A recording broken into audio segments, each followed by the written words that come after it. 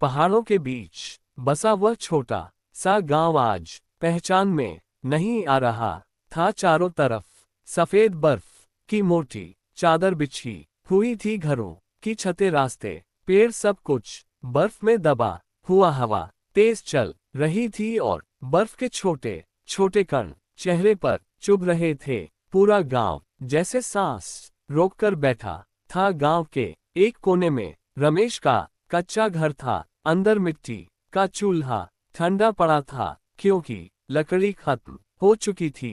रमेश अपनी पत्नी सीता और 10 साल के बेटे मोहन के साथ एक ही कंबल में सिमटा बैठा था। मोहन के होंठ नीले पड़ चुके थे। सीता ने धीमी आवाज में कहा, अगर आज बर्फ और गिरी तो? रमेश चुप रहा, उसके पास जवाब नहीं था। ये गांव बाकी दुनिया से जुड़ा था, सिर्फ एक पतले पहाड़ी रास्ते से। लेकिन रात की बर्फबारी ने उस रास्ते को पूरी तरह बंद कर दिया था। ना कोई गाड़ी आ सकती थी, ना कोई मदद। गांव अब सच में अकेला पड़ चुका था। पास ही बूढ़ी दादी गौरा अकेली रहती थी। उसका बेटा शहर में मजदूरी करता था। दादी की खांसी रात भर गूंजती रही। सुबह जब रमेश देखने गया तो दादी बर्फ से ढकी चौखट पर बैठी कांप रही थी। बेटा, दवा नहीं बची,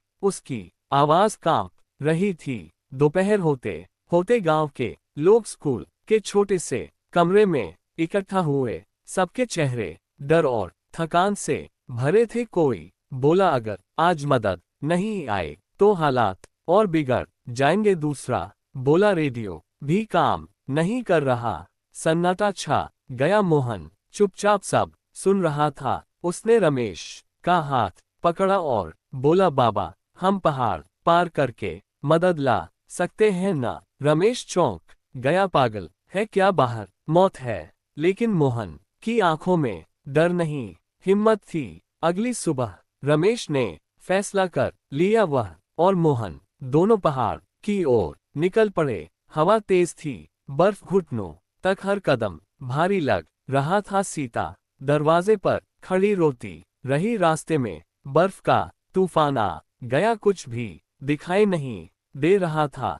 मोहन फिसलकर गिर पड़ा। रमेश ने उसे सीने से लगा लिया। हिम्मत मत हार बेटा, रमेश खुद कांपते हुए बोला। कई घंटों की जद्दोजहद के बाद उन्हें एक पुराना चरवाहों का झोपड़ा मिला। अंदर थोड़ी लकड़ी थी, आग जली। पहली बार गर्मी महसूस हुई। मोहन ने कहा, बाबा, गांव बच जाएगा ना? रमेश की आंखें भर आई। अगली सुबह बर्फ थोड़ी थमी। दूर सड़क पर एक सेना की गाड़ी दिखाई दी। रमेश ने अपनी जैकेट उतारकर झंडे की तरह लहराई। गाड़ी रुक गई। गांव बर्फ में फंसा है। रमेश की आवाज फूट पड़ी। सेना की मदद से मेडिकल टीम और राशन गांव पहुंचा। बीमारों को दवा मिली, भूखों को खाना। दादी गौरा की सांसें अब सामान्य थीं। सीता ने मोहन को गले से लगा लिया। कुछ दिनों बाद सूरज निकला, बर्फ पिघलने लगी। गांव फिर से जाग उठा। रमेश ने पहाड़ों की ओर देखा और सोचा, बर्फ ने गांव को दबाया जरूर था, लेकिन लोगों की हिम्मत को नहीं।